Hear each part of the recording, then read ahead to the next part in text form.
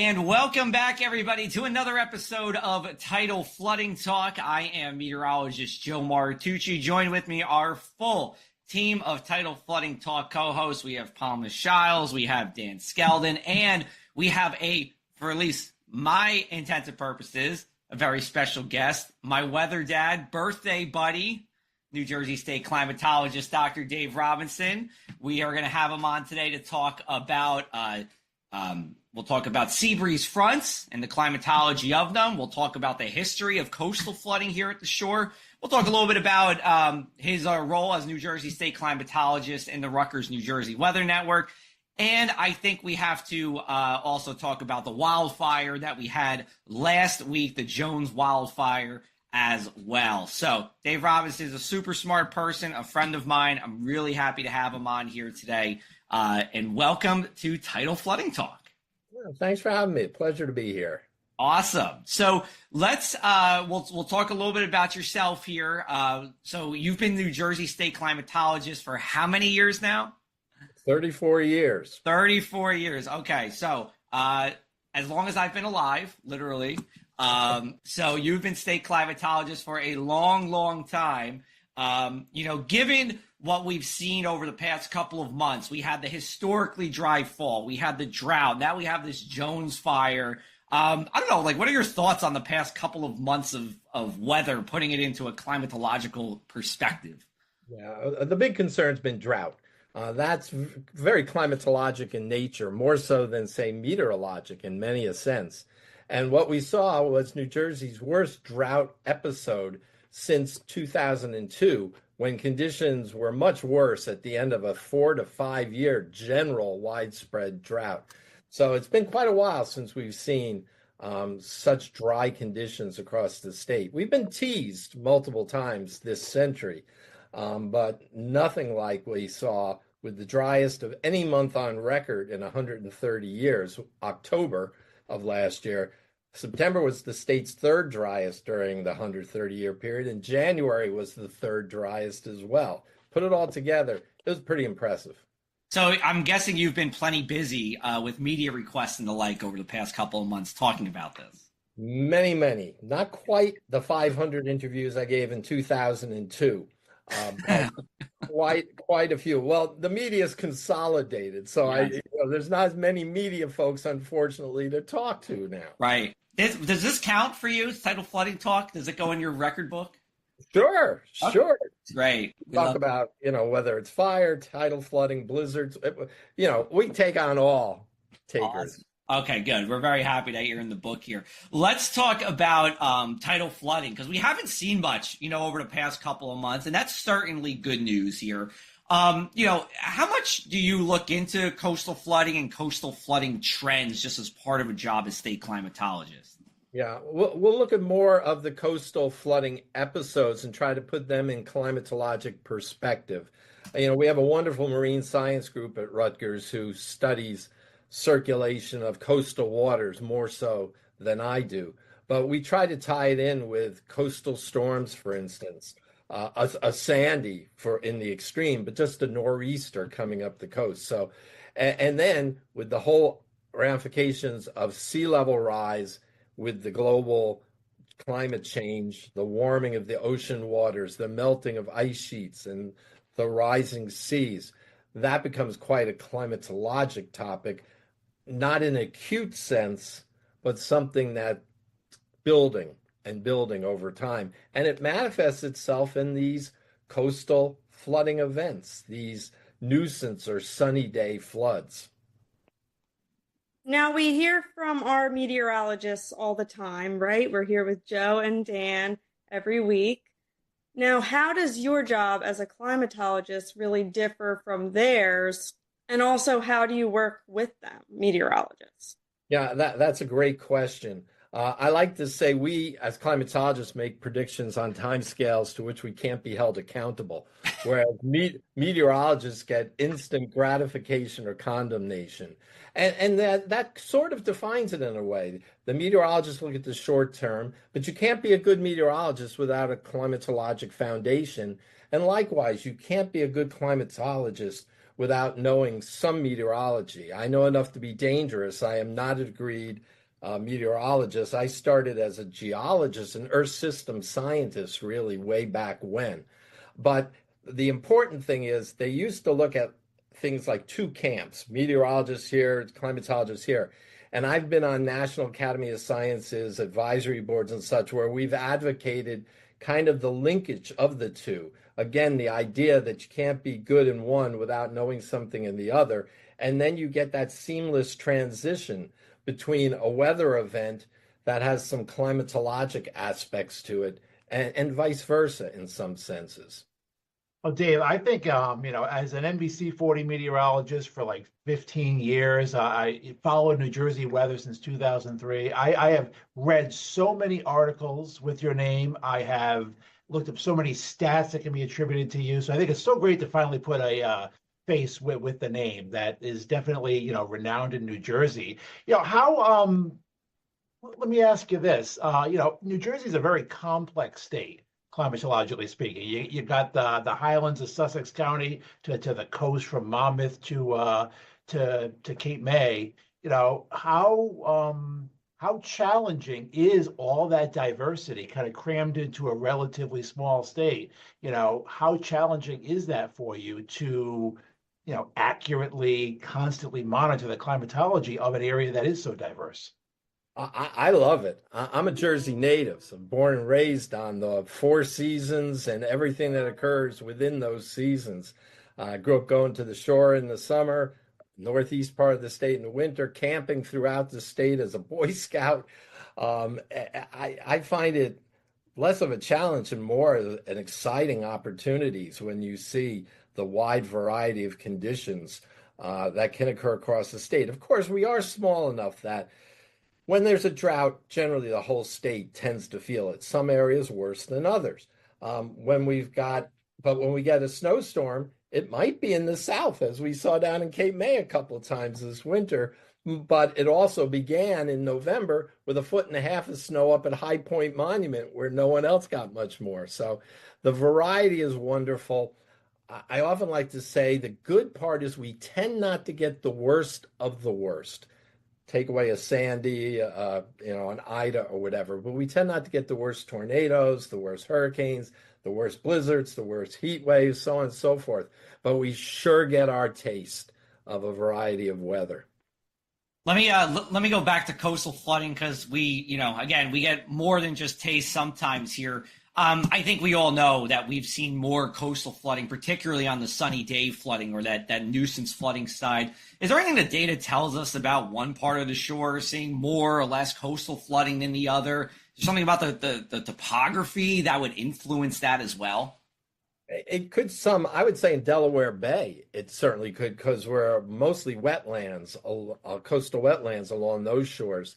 But when you look at, we have good long-term records from Sandy Hook and then down in Atlantic City, and they don't always share the same storm. Sandy was worse up in Sandy Hook. Atlantic City was worse in a couple of nor'easters since that time, actually. But in general, they're all feeling this impact of slowly rising sea levels. I guess you could say almost like a frog in a pot of boiling water. These are subtle changes, this nuisance or sunny day flooding. It's not the big storms with the storm surges. It's just those low-lying areas that used to not see water on the roadways are now seeing it 20 times a year.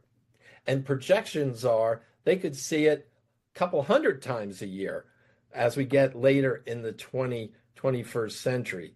So, but it's a subtle thing. And that's one thing about climatology, again, versus meteorology.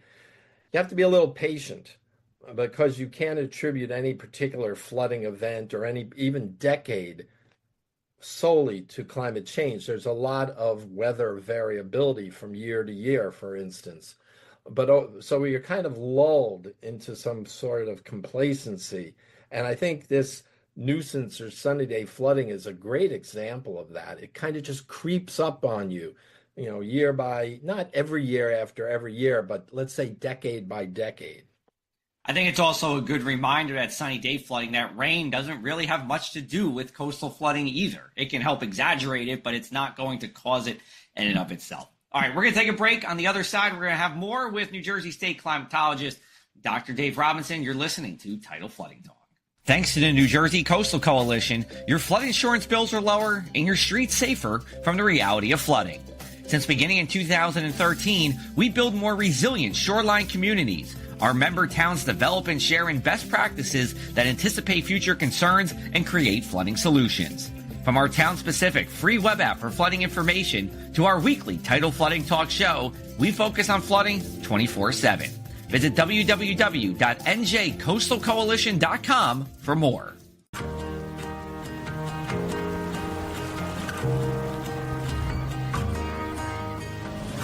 It's time to rediscover that feeling through the endless rhythm of waves. You know, that feeling where you deserve to be celebrated.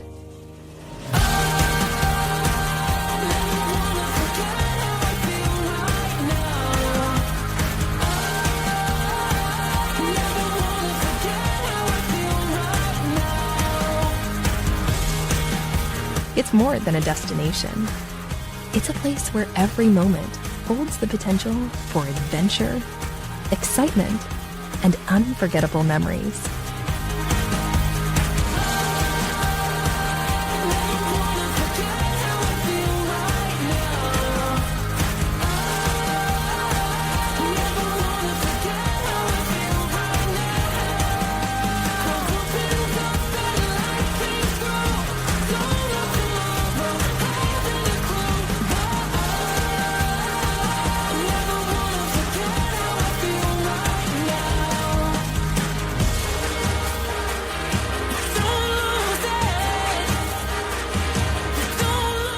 Visit Atlantic City, where every celebration is unforgettable.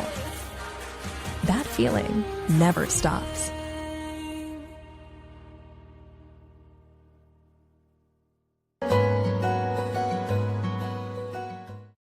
Hello and welcome back. You're watching Tidal Flooding Talk, brought to you by the New Jersey Coastal Coalition, and we would like to remind our viewers to protect natural floodplains. Like salt marshes and stream beds are nature's way of managing floodwaters while improving the environment. Help them do their job. Reduce boat speeds to minimize erosion. Use fertilizers sparingly to protect water quality, and limit hard surfaces in your yard so rainwater can absorb naturally. A little effort goes a long way in protecting your community. All right, so let's switch over to sea breeze fronts, because we're here at the shore. Our member towns, are up and down the Jersey Shore, and we all still get this. We get skunked by the sea breeze, especially this time of the year in the spring. So explain how sea breezes form. How do we get this localized influence? And why is it really only during the spring and, early-ish summer that we really experience those differences? Yeah. Well, cutting to the first part quickly, we see the big differences in the spring and early summer because the oceans take a lot of time to warm up and the land simply doesn't. And it's those thermal contrasts between the ocean waters, which chill the air above them, and the land, which can heat up and warm the air above it, that is so stark, the differences during April, May, June into July. So the idea is that during daytime hours, sun's heating up the land very quickly, and we know that warm air rises. So that warm air rises inland, and it's got to be replaced by something. I love to say nature abhors a vacuum. So that air has to come from somewhere. Meanwhile, you've got that cool air off the coast, which is more dense, and it just flows in off the ocean, atop the ocean, inland. And it may only come to the beach. Some of you may recall being on the beach and it gets really chilly, and then you walk over the dunes and it's warm. That's very localized. There are other times where it can make it up to the bay. Sometimes it can make it, I like to use the parkway. And then if it gets a little nudge from what we call more synoptic, general weather patterns, I've seen these sea breezes, which is a bit of a stretch, make it all the way over to the Delaware River. It's a little stretch to call that a sea breeze. It needs quite a kick. Yeah. And what's amazing in the spring, you can have, and we've documented this, 90-degree temperatures in Camden County, and it's 50 in Seaside Heights in the middle of the afternoon on an April day. Now, 90 is very warm for an April day inland, but it just shows you the difference. But there's many days in the spring where it's 10 or 15 degrees difference just within a couple of miles. And with that, you get, I call it nature's air conditioning during the summer, where it can lower temperatures along the coast of quite comfortable levels. And the high temperature of the day might be at 10 or 11 in the morning, and then the sea breeze kicks in. But it's at night, it can be the opposite, where you get a land breeze and the land cools off and the air comes rushing towards the coast, which isn't great for mosquitoes and biting flies on the barrier islands, because it pushes them from the marshes to the coast. So it's this wonderful seesaw pattern between the inland areas and the coastal air over the cooler waters that makes it so interesting. One other quick thing to add, it can be a pollution hazard, because oftentimes that rising air inland is heading off the coast and bringing pollutants with it, but it's being recycled back on shore, because that air that comes in off the ocean has to be replaced, and that's sinking air from above, and it can bring pollutants back on shore. So oftentimes there's respiratory issues right at that sea breeze front during extreme sea breeze situations. Now, are there times of year when sea breezes are most common? I know you mentioned spring and summer, but is there anything that really stands out for the seasons? Spring for sure. Sometimes in March, as early as March, April, May time period. Then it tempers down, where you might have a 10-degree, 15-degree difference, not a 30-degree difference. By the time you get to the fall, the waters are warmer than the land. So you kick out that mechanism for a sea breeze, and the waters just take a long time to cool off. And anyone who lives along the coast knows you wait forever for spring to come and for those forsythia to bloom. But in the fall, you can keep your garden going well into the fall, because those warmer waters keep the early frosts away from the coast. I can certainly agree with you, because just Easter weekend, I live in Atlantic City and I dressed in, a sweater and boots, went to visit my mom in Northfield, and I was like totally dressed the wrong way. I was sweating. I needed to get changed into like a summer outfit. So yeah, I could definitely attest to that.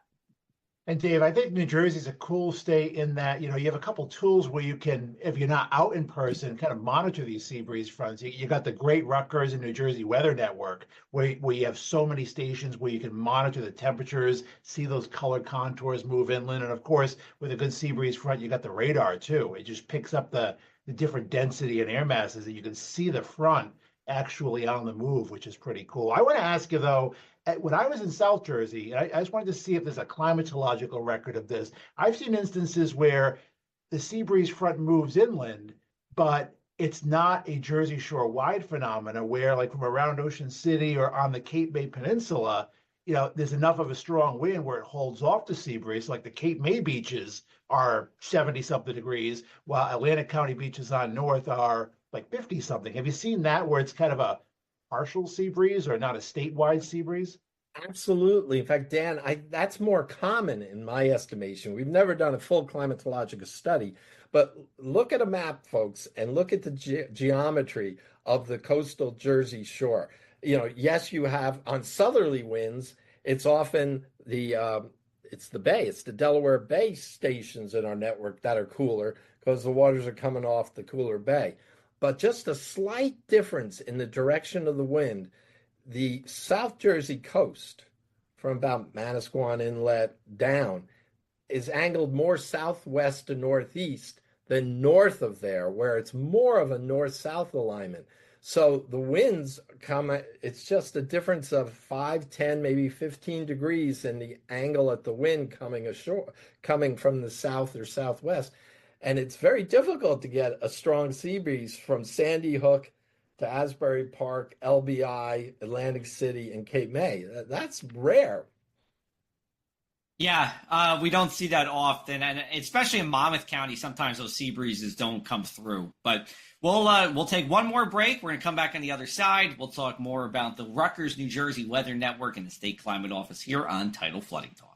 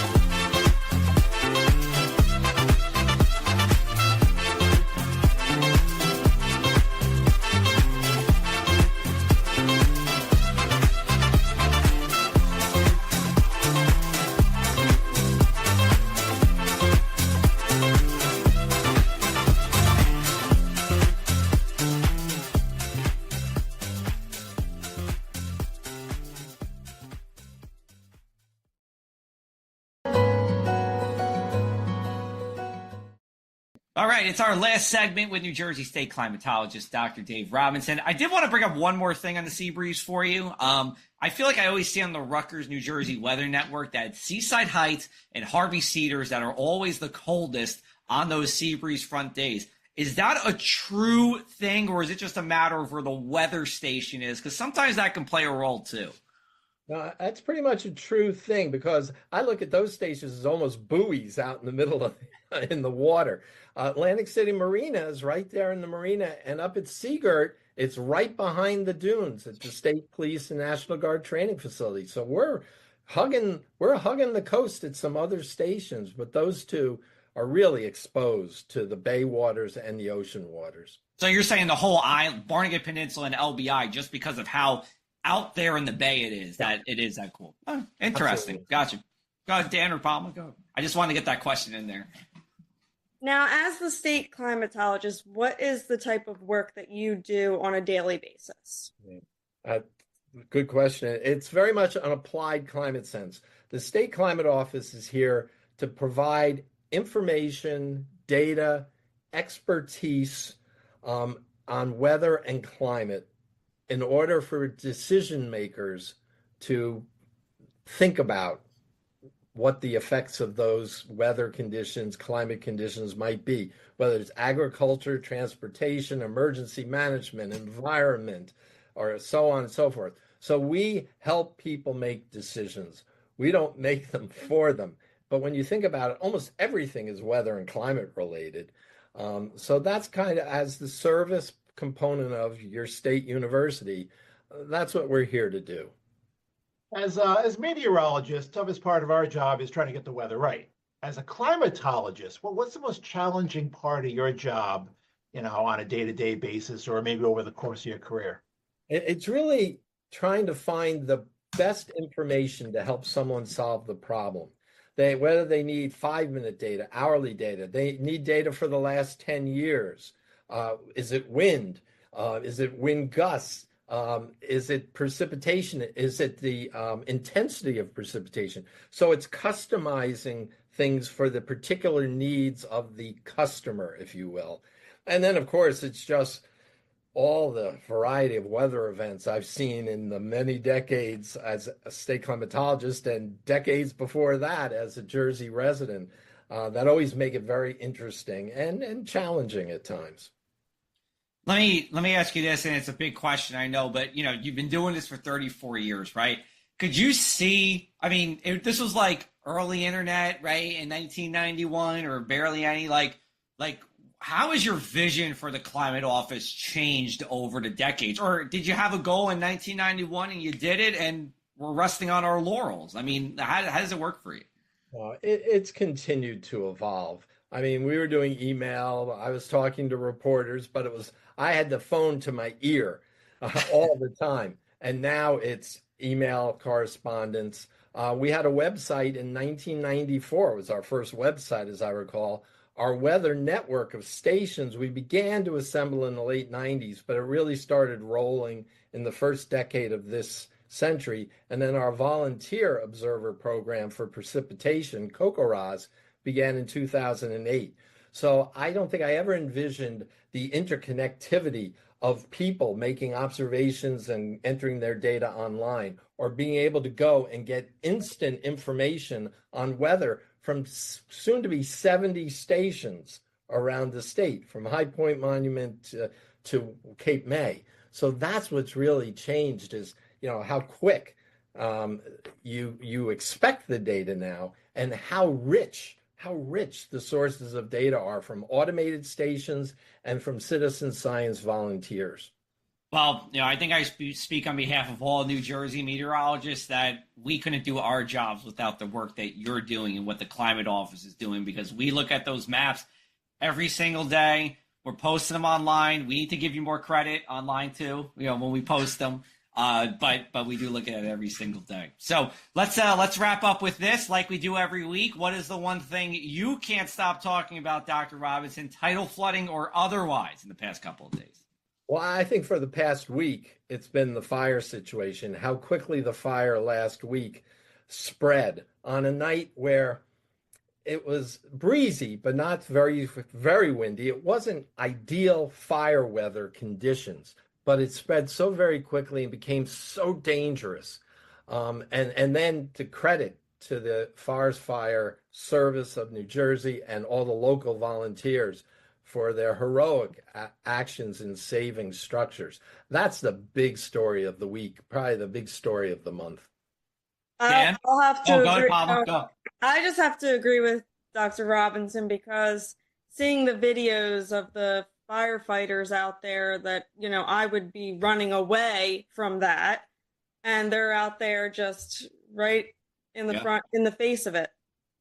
I kind of agree. I mean, we're all in agreement here. I mean, the Pine Barrens are just so unique. I mean, so beautiful, but they are a huge fire hazard, one of the biggest on the East Coast. I think this is the anniversary of the 63 huge fires in late April. So you want to get through every fire season without, a big disaster. So let's hope we start busting that drought and get past this fire season, green up, and have a great summer.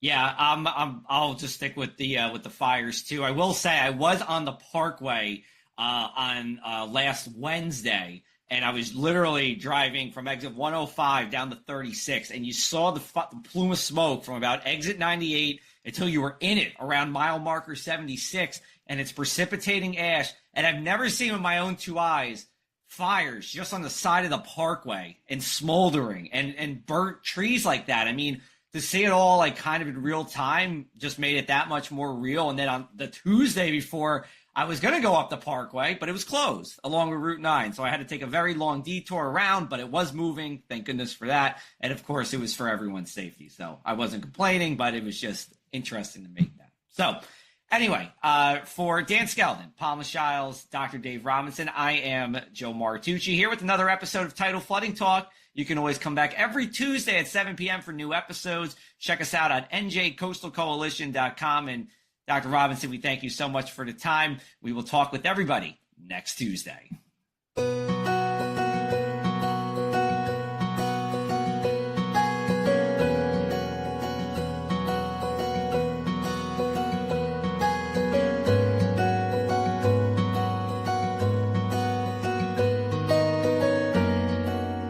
What's going on, sports fans? Rich Quinones, and I am absolutely thrilled, honored, and humbled to announce Middays with Q is back in the saddle right here in the friendly confines of the Tri-X 57 studios. Catch me live every Tuesday and Thursday. All you got to do is log on to TriX57.com. We are breaking down the world of sports from A to Z. Look forward to talking to you every Tuesday and Thursday.